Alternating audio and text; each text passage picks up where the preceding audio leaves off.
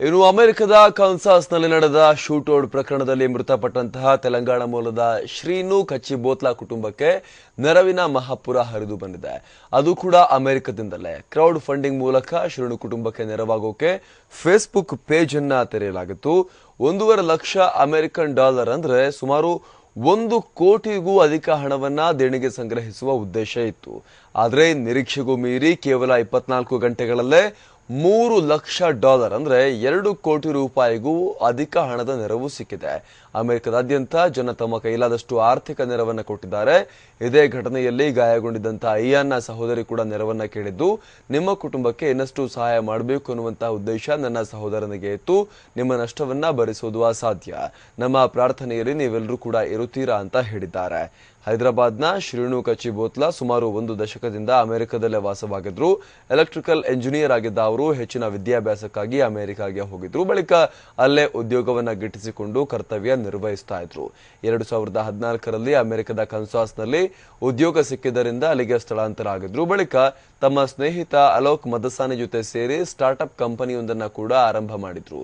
ಆದರೆ ನಿನ್ನೆ Austin bar and ಗ್ರಿಲ್ನಲ್ಲಿ ನಡೆದಂತಹ ಶೂಟೌಟ್ನಲ್ಲಿ ಶ್ರೀನು ಮೃತಪಟ್ಟಿದ್ರು.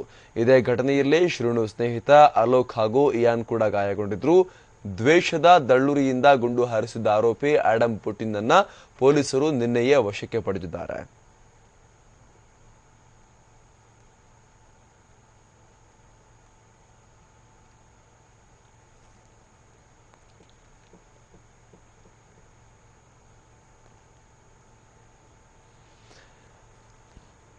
ಶೂಟೌಟ್ ಹಿನ್ನೆಲೆಯಲ್ಲಿ ಅಂದ್ರೆ ಈ ಸಾವು ಏನು ಸಂಭವಿಸಿತು ಶ್ರೀನು ಅವರದ್ದು, ಇದಕ್ಕೆ ಪರಿಹಾರವನ್ನ ಸಂಗ್ರಹಿಸುವ ಸಲುವಾಗಿ ಅವರ ಕುಟುಂಬಕ್ಕೆ ನೆರವಾಗುವ ಸಲುವಾಗಿ ಆನ್ಲೈನ್ ನಲ್ಲಿ ಒಂದು ಪೇಜ್ ಅನ್ನ ಕ್ರಿಯೇಟ್ ಮಾಡಲಾಯಿತು. ಅದಕ್ಕೆ ಸುಮಾರು 1 ಕೋಟಿಯಷ್ಟು ಸಂಗ್ರಹ ಮಾಡುವ ಗುರಿಯನ್ನ ಹೊಂದಲಾಗಿತ್ತು. ಆದ್ರೆ ಕ್ರೌಡ್ ಫಂಡಿಂಗ್ ನಲ್ಲಿ ನಿರೀಕ್ಷೆಗೂ ಮೀರಿ ಪ್ರತಿಕ್ರಿಯೆ ವ್ಯಕ್ತವಾಗಿದೆ. ಅಮೆರಿಕನ್ನರು ಧಾರಾಳವಾಗಿ ಸಹಾಯವನ್ನ ಮಾಡಿದ್ದಾರೆ. 1.5 ಲಕ್ಷ ಅಮೆರಿಕನ್ ಡಾಲರ್ ಸಂಗ್ರಹ ಮಾಡುವಂತ ಉದ್ದೇಶ ಇತ್ತು. ಆದ್ರೆ ಈಗ 24 ಗಂಟೆ ಒಳಗಾಗಿ $3 ಲಕ್ಷ ಅಧಿಕ ಅಂದ್ರೆ 2 ಕೋಟಿಗೂ ಅಧಿಕ ಹಣ ಸಂಗ್ರಹ ಆಗಿದೆ.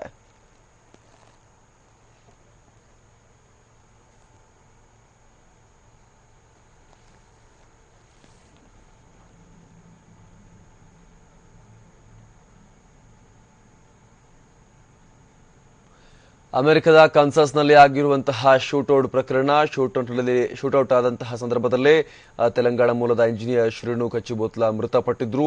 ಅಲ್ಲಿದ್ದಂತಹ ಒಬ್ಬ ವ್ಯಕ್ತಿ, ಅಮೆರಿಕನ್ ವ್ಯಕ್ತಿ, ನನ್ನ ದೇಶವನ್ನ ಬಿಟ್ಟು ಹೊರ ಹೋಗು ಅನ್ನುವಂತಹ ಘೋಷಣೆಯನ್ನ ಕೂಗಿ ಆ ಶ್ರೀನು ಮೇಲೆ ಶೂಟ್ ಮಾಡಿದ್ರು. ಆ ಸಂದರ್ಭದಲ್ಲಿ 2 ಗೆಳೆಯರಿಗೂ ಕೂಡ ಗಾಯಗಳಾಗಿದ್ವು. ಇದು ಜನಾಂಗೀಯ ದ್ವೇಷ ಅನ್ನುವಂತಹ ಒಂದು ಆರೋಪವನ್ನ ಕೂಡ ಮಾಡಲಾಗ್ತಾ ಇರುವಂತದ್ದು. ಅಮೆರಿಕದಲ್ಲಿರುವಂತಹ ನೇಟಿವ್ ಅಮೆರಿಕನ್ಸ್ ಉದ್ಯೋಗವನ್ನ ಹೊರಗಿಂದ ಬಂದಂತಹ ಇವರು ಕಸಿದುಕೊಳ್ತಿದ್ದಾರೆ ಅನ್ನುವಂತಹ ಆಕ್ರೋಶವನ್ನ ವ್ಯಕ್ತಪಡಿಸಿ ಈ ರೀತಿಯ ದಾಳಿಗಳನ್ನ ಮಾಡ್ತಾ ಇದ್ದಾರೆ. ಆದರೆ ಈ ಬಾರಿ ಶೂಟೌಟ್ ನಡೆದಿದ್ದು ಭಾರತೀಯ ಮೂಲದ ವ್ಯಕ್ತಿ ತಮ್ಮ ಪ್ರಾಣವನ್ನ ಕಳೆದುಕೊಂಡಿರುವಂತದ್ದು. ಇದಕ್ಕೆ ಆರ್ಥಿಕ ನೆರವನ್ನ ಕೇಳಿದಂತಹ ಸಂದರ್ಭದಲ್ಲಿ ಆನ್ಲೈನ್ ಕ್ಯಾಂಪೇನ್ ಮಾಡಿದಾಗ ಅಮೆರಿಕದ ಇತರ ಜನ ಏನಿದ್ದಾರೆ, ಅಮೆರಿಕನ್ ಪ್ರಜೆಗಳೇನಿದ್ದಾರೆ, ಧಾರಾಳವಾಗಿ ನೆರವನ್ನ ನೀಡಿದ್ದಾರೆ. 1 ಕೋಟಿ ಸಂಗ್ರಹ ಮಾಡುವ ಉದ್ದೇಶವನ್ನ ಹೊಂದಿದ್ದಂತಹ ಈ ಕ್ಯಾಂಪೇನ್ ನಲ್ಲಿ $3 ಲಕ್ಷ ಅಧಿಕ ಅಂದ್ರೆ 2 ಕೋಟಿಗೂ ಅಧಿಕ ಹಣ ಈಗಾಗಲೇ ಸಂಗ್ರಹ ಆಗಿದೆ.